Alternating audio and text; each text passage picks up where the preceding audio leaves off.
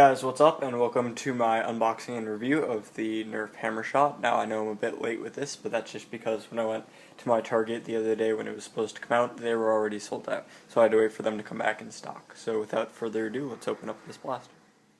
Okay, now I normally don't comment on like the box art, but I feel that the hand drawing as well as like the writing really fits the apocalyptic theme that they were going for with the blaster, so I think that's a plus for Hasbro for trying to do that. And also with the instruction manual, it looks as if it's hand drawn, which is pretty cool too. It just seems to fit the overall theme better.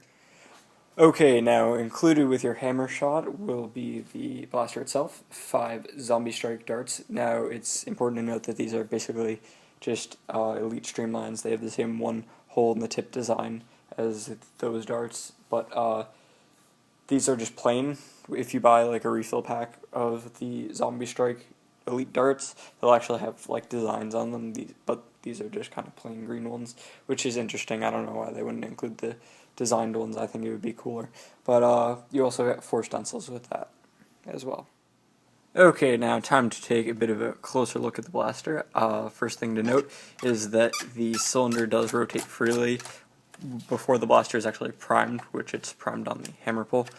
I think that that's pretty interesting because it just lets it kind of free spin, which makes it a lot easier to reload, especially for this open turret design, which I really like. The blaster does prime by pulling back the hammer like that, and it fires on the trigger pull, obviously. What I think is interesting is that this makes the trigger pull very crisp, which I do really like about this blaster. It makes it feel a lot nicer when you're firing it. And another thing I found interesting is that when the blaster is actually primed, the cylinders will only click into positions where the dart is right at the top, lined up with the plunger tube. So that's interesting. And then, like I said, it's released on the trigger pull. You can slam fire this blaster, however, I wouldn't really recommend it because you need to do like a fanning technique where you have your offhand like pull back the hammer repeatedly, and it's kind of messes up the accuracy and range significantly because if you don't pull the hammer back all the way down like 100%, then the dart doesn't really go that far, and then you're kind of like slamming it repeatedly, so it doesn't really work out too well in my opinion, unless you practice it, in which case it might work out decently. However, I'm not going to do it. So moving back from the cylinder, you have like a fake counterweight type of thing. It doesn't really do anything for the blaster. Trigger, which I said is very comfortable in my opinion. The handle has this fake grip tape on it, as well as a bit of a wood texture, which is interesting. It's something new that they're trying. Now, in my opinion, I have like a medium-sized hand, I would say, like medium to largish, just about under 6 feet. So I have decently sized hands, but they're not like huge, so I would say they're like medium to large, and it is relatively comfortable for me. Also, the hammer is in a pretty good position for my hand as well because my thumb can rest right on the edge, which is where I would want it to be to prime, and I don't really have any problems priming this particular blaster. I think it's relatively comfortable as well, but I've shot revolvers before, so I mean I'm used to the action. However, after you use this a couple times, you'll get used to it. One of the things that's interesting that a lot of other people in reviews haven't really pointed out is that this tactical rail is kind of like, I don't know, it's like choppy almost, where it's chopped into segments and there's these deep grooves that have almost like a hole shape to them, which I'm going to do a quick test in a second about that just to make sure that it fits all the other end strike rail attachments. But another thing I found interesting that some other people haven't pointed out is that it has a front sight, like a pistol type sight, but it doesn't have a back one, so you can't really like line it up with anything. So when you're going to fire the blaster and you're looking down the sight, which I'm trying to fit on camera, but when you're looking down the sight like that, there's not really anything to line it up with. So there's like the U shape, but there should be like a dot to line it up with, but there isn't. So I mean, I think that that's kind of interesting, and on a lot of things the U shape is in the back and then the dot is in the front, but you know, I mean, it's a Nerf gun and it's a pistol nonetheless, so you're not really going to be looking down the sights. But I'm going to grab some attachments and we'll try them out. Okay, now I brought out a long shot scope, which is one of the heavier end strike attachments, and we're going to try to get that on here real quick.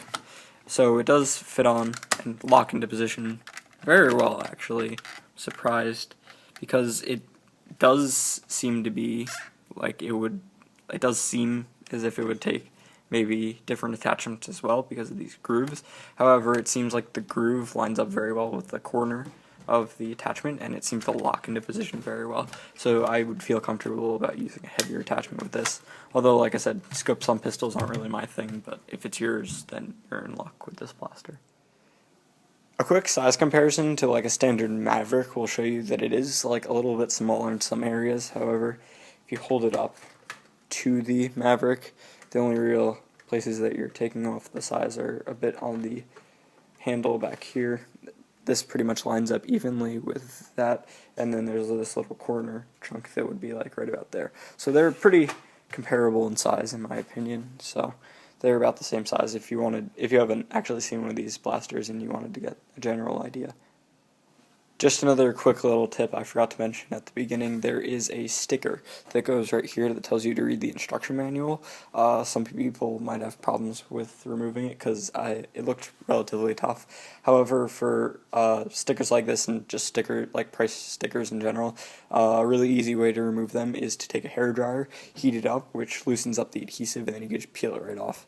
And then if there's anything left, you can rub it out with like a hand sanitizer or probably rubbing alcohol, which is what I used, and that gets rid of it almost like it was never there.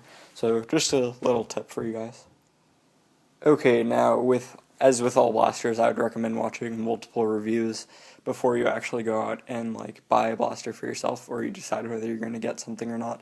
So don't just take my opinion for it. I'll just give you my views. However, if you want to get a general consensus, I would watch multiple review videos. However, my opinion of this blaster is relatively high. I really like the overall feel of the blaster. I think the trigger pull is very nice, and it's a blaster that I could see myself using in terms of like Humans versus Zombies or something at a stock dart war or something like that. But I think it's a good like pistol sidearm secondary type of blaster. In my opinion, it's a bit quirky and a step off from like our traditional like a Maverick or Strong Arm, where that would have the 6-round chamber and it would have the barrel that drops out the side and to reload and stuff like that. But so I guess cons between using this or like a traditional like Maverick, you're losing a shot because this is a 5-round cylinder, whereas the Maverick or Strong Arm has like a 6-round cylinder. But I mean, that's pretty much the only like con I could really think of. The pros, in my opinion, are the front loading makes it reloading a lot faster. The one-hand primability is very nice, which means that you have the potential to dual wield them more effectively. The cylinder rotating on the prime and then just the trigger to fire is a big plus in my book, because the trigger feels very nice when you're pulling it, unlike a Maverick or Strong Arm where it rotates on, or a Maverick more specifically, on the trigger pull, which makes it feel a bit weird. But this is a very nice trigger pull, which adds to like the comfortability of this blaster. Is that a word? It is now. But anyway, in my opinion, it's a bit quirky, and it's kind of cool in my opinion. It's definitely something I could see myself using, but like I said, that's just my opinion. If you want to watch other reviews, you can or buy your own, you can get your own opinion. But I mean, that's pretty much my views of this blaster, like I said. Thank you for watching. I hope you enjoyed, and there's more on my channel if you're interested.